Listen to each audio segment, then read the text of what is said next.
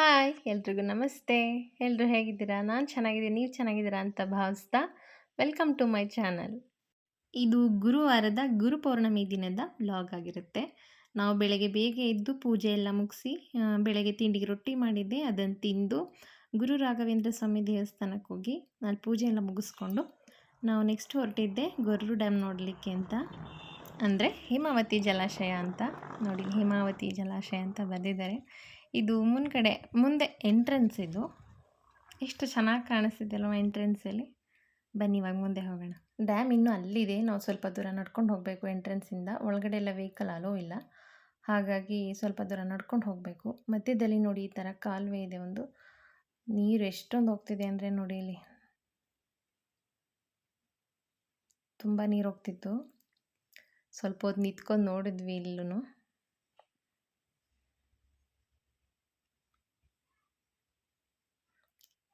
ಇವೆಲ್ಲ ಮಳೆಗಾಲದಲ್ಲಿ ನೋಡಲಿಕ್ಕೆ ತುಂಬ ಚೆನ್ನಾಗಿ ಕಾಣಿಸುತ್ತೆ ಹರಿಯೋ ನೀರನ್ನು. ನೋಡಿ ಇಲ್ಲಿ ಎಷ್ಟು ಚೆನ್ನಾಗಿ ಹರ್ಕೊಂಡು ಹೋಗ್ತಿದೆ ನೀರು. ಹಾಗೆ ಪ್ರಕೃತಿನೂ ಅಷ್ಟೇ ತುಂಬ ಚೆನ್ನಾಗಿ ಹಸಿರಾಗಿರುತ್ತೆ ಮಳೆಗಾಲದಲ್ಲಿ. ಕಣ್ಣಿಗಂತನೂ ಹಬ್ಬ ಅಂತಲೂ ಹೇಳ್ಬೋದು, ಕಣ್ಣಿಗೆ ಮಾತ್ರ ಅಷ್ಟು ಚೆನ್ನಾಗಿ ಹಸಿರಾಗಿರುತ್ತೆ. ಬೇಸಿಗೆಗಾಲದಲ್ಲಿ ಎಷ್ಟು ಒಣಗಿರುತ್ತೆ ಗಿಡಗಳು ಮರಗಳೆಲ್ಲ, ಮಳೆಗಾಲದಲ್ಲಿ ಅಷ್ಟೇ ಚೆನ್ನಾಗಿ ಚಿಗುರಿ ತುಂಬ ಹಸಿರಾಗಿ ಕಾಣಿಸುತ್ತೆ. ನಾನು ಮತ್ತು ನಮ್ಮ ಯಜಮಾನ್ರು ಹಾಗೆ ನನ್ನ ಮೈದನನ ಮಗ ನಾವು 3 ಜನ ಹೋಗಿದ್ವಿ ನೋಡ್ಕೊಂಬರ್ಲಿಕ್ಕೆ ಅಂತ. ನೋಡಿ ಇಲ್ಲಿ ಏನೋ ಕಾಮಿಡಿ ಮಾಡ್ಕೊಂಬರ್ತಿದ್ದಾರೆ ಅಪ್ಪ ಮಕ್ಕಳು.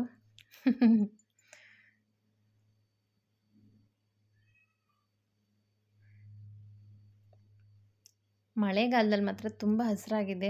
ನಾನಂತೂ ಎಲ್ಲೆಲ್ಲಿ ಹಸಿರಾಗಿ ಕಾಣಿಸುತ್ತೋ ಅಲ್ಲೆಲ್ಲ ವೀಡಿಯೋ ಮಾಡ್ಕೊಂಡು ಹಾಗೆ ಕ್ಯಾಪ್ಚರ್ ಮಾಡ್ಕೊಂಬರ್ತಿದ್ದೆ. ಇದು ಏನು ಕಾಯಿ ಅಂತ ಗೊತ್ತಿಲ್ಲ. ನಮ್ಮ ಯಜಮಾನ್ರು ಮಂಗಗಳು ತಿನ್ನುತ್ತೆ, ಅಂದರೆ ಕೋತಿಗಳು ತಿನ್ನುತ್ತೆ ಅಂತ ಹೇಳ್ತಿದ್ರು. ಏನೋ ಗೊತ್ತಿಲ್ಲ ನನಗೆ. ಹಾಗೆ ಸ್ವಲ್ಪ ಕ್ಯಾಪ್ಚರ್ ಮಾಡಿಕೊಂಡೆ. ನನ್ನ ಗಮನ ಮಾತ್ರ ಎಲ್ಲೆಲ್ಲಿ ಹಸಿರಾಗಿ ಕಾಣಿಸುತ್ತೋ ಅದನ್ನೇ ಕ್ಯಾಪ್ಚರ್ ಮಾಡ್ತಿದ್ದೆ ಬೇಗ ನಾನು.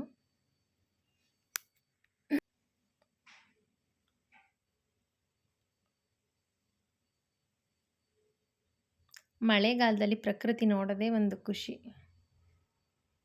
ಎಲ್ಲಿ ನೋಡಿದ್ರೂ ಹಸಿರಾಗಿದೆ ಮಾತ್ರ ಈ ಪ್ಲೇಸಲ್ಲಿ.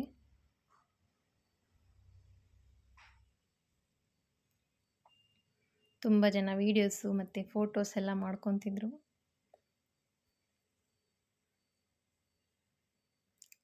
ಇಲ್ಲಿ ಯಾರೋ ರೀಲ್ಸ್ ಮಾಡ್ತಿದ್ರು. ಹಾಗೆ ನಾನು ಫೋನ್ ಇಟ್ಕೊಂಡು ಕ್ಯಾಮ್ರಾ ಆನ್ ಮಾಡ್ಕೊಂಬರ್ತಿದ್ದು ನೋಡಿ. ಸೈಡಿಗೆ ಹೋದರು.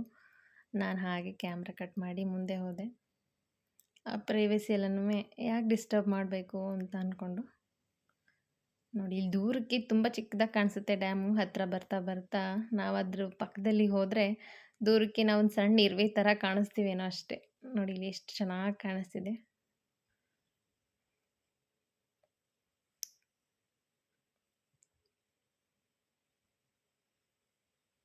ತುಂಬ ಜನ ಬಂದಿದ್ರು ನೋಡಲಿಕ್ಕೆ ಅಂತ. ಅಲ್ಲೊಂದು ದೇವಸ್ಥಾನನೂ ಕೂಡ ಇದೆ ಒಂದು. ನಾವು ಅಲ್ಲಿಗೆಲ್ಲ ಹೋಗಲಿಲ್ಲ.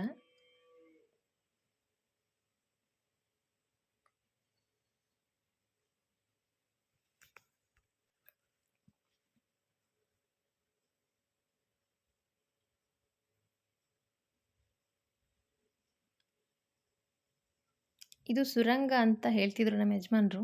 ಅದೇನು ಅಂತ ಅಲ್ಲಿ ಹೋಗಿ ನೋಡಲಿಲ್ಲ ನಾನು, ಬಟ್ ಹೇಳ್ತಿದ್ರು ಅಷ್ಟೇ. ಅಲ್ಲಿಗೆಲ್ಲ ಹೋಗಲಿಲ್ಲ ನಾವು.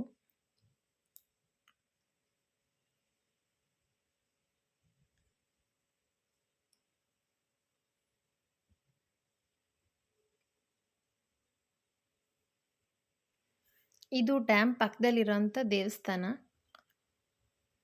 ನೋಡಿ ಇಲ್ಲಿ ತುಂಬ ಜನ ಬಂದಿದ್ದಾರೆ. ಆದರೆ ಹೋದ್ಮೇಲೆ ತುಂಬ ಡಿಸಪಾಯಿಂಟ್ ಆಯಿತು. ಯಾಕಂದರೆ ನಾವು ಅಂದ್ಕೊಂಡು ಹೋಗಿದ್ದೇ ಬೇರೆ, ಅಲ್ಲಿ ಆಗಿದ್ದೇ ಬೇರೆ. ಡ್ಯಾಮಲ್ಲಿ ನೀರು ಬಿಟ್ಟಿದ್ದಾರೆ ಅಂದ್ಕೊಂಡು ಹೋದ್ವಿ. ಅಲ್ಲಿ ನೋಡಿದ್ರೆ ನೀರೇ ಬಿಟ್ಟಿರಲಿಲ್ಲ. ತುಂಬ ಬೇಜಾರಾಯಿತು. ಆದರೆ ಇನ್ನೇನು ಮಾಡೋದು, ಬಂದಿದ್ದಕ್ಕೆ ನೋಡ್ಕೊಂಡು ಹಾಗೆ ಬಂದ್ವಿ.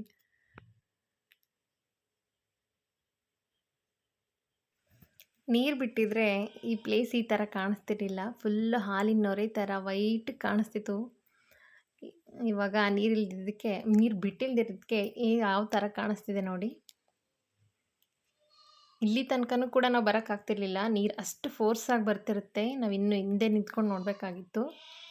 ಆದರೆ ಏನು ಮಾಡೋದು, ನೀರೇ ಬಿಟ್ಟಿರಲಿಲ್ಲ, ಗೇಟ್ ಹಾಕ್ಬಿಟ್ಟಿದ್ರು. ಹಾಗಾಗಿ ಹಾಗೆ ನೋಡಿಕೊಂಡು ಮನೆಗೆ ವಾಪಸ್ ಹೊರಟ್ವಿ.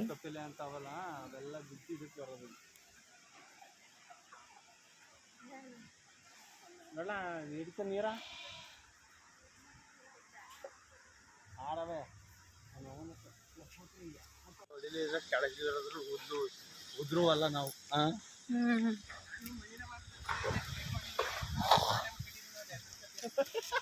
ನೋಡಿ ಇವಾಗ ನಾನು ಬೇಡ ಅಂತ ನೋಡ್ತಿದ್ದಾನೆ, ನೀರು ಬೇರೆ ಬಿಟ್ಟಿರಲಿಲ್ಲ. ಪ್ಲೇಸ್ ಮಾತ್ರ ತುಂಬ ಚೆನ್ನಾಗಿದೆ, ಪ್ರಶಾಂತವಾಗಿದೆ. ಅದರಲ್ಲೂ ಈ ಮಳೆಗಾಲದಲ್ಲಿ ತುಂಬ ಚೆನ್ನಾಗಿ ಹಸಿರಾಗಿದೆ. ಒಂದು ಸಲ ಹೋಗಿ ಬನ್ನಿ, ತುಂಬ ನೆಮ್ಮದಿ ಅನಿಸುತ್ತೆ. ಮನಸ್ಸಿಗಂತೂ ತುಂಬ ಒಂಥರ ಸಮಾಧಾನ ಅನಿಸುತ್ತೆ. ತುಂಬ ಶಾಂತವಾಗಿದೆ ಪ್ಲೇಸು, ತುಂಬ ಕ್ಲೀನಾಗಿಟ್ಟಿದ್ದಾರೆ. ಪಕ್ಕದ ಊರು ನಮ್ಮೂರು, ಇಲ್ಲಿಯ ಜನರು ನಮ್ಮೂರು, ಡ್ಯಾಮೇ ನಮ್ಮದು ಕುಣಿಲ.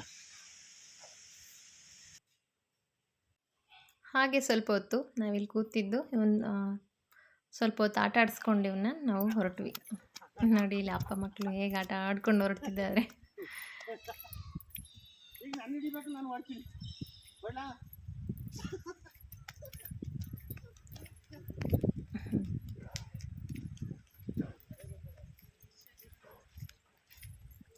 ಹಾಗೆ ಅವತ್ತು ಗುರುಪೌರ್ಣಿಮೆ ಆಗಿರೋದ್ರಿಂದ ಚಂದ್ರನ ನೋಡಿದ್ರೆ ತುಂಬ ಒಳ್ಳೆಯದು ಅಂತ ಹೇಳ್ತಿದ್ರು. ಹಾಗಾಗಿ ನಾನು ಚಂದ್ರನ ನೋಡೋಣ ಅಂತ ಹೊರಗಡೆ ಬಂದೆ. ನಮ್ಮ ಮನೆ ಹತ್ತಿರ ತುಂಬ ಚೆನ್ನಾಗಿ ಕಾಣಿಸ್ತಿತ್ತು. ನೋಡಿ ಇಲ್ಲಿ ಅದನ್ನು ಹಾಗೆ ವಿಡಿಯೋ ಮಾಡಿ ಕ್ಯಾಪ್ಚರ್ ಮಾಡಿಕೊಂಡೆ, ಒಂದು ಫೋಟೋ ಆಗಿತ್ತು. ನನ್ನ ಇವತ್ತಿನ ವ್ಲಾಗ್ ಇಷ್ಟ ಆಗಿದ್ದರೆ ಪ್ಲೀಸ್ ಲೈಕ್ ಮಾಡಿ, ಹಾಗೆ ನನ್ನ ಚಾನಲ್ನ ಸಬ್ಸ್ಕ್ರೈಬ್ ಮಾಡ್ಕೊಂಡು ನೋಡಿ.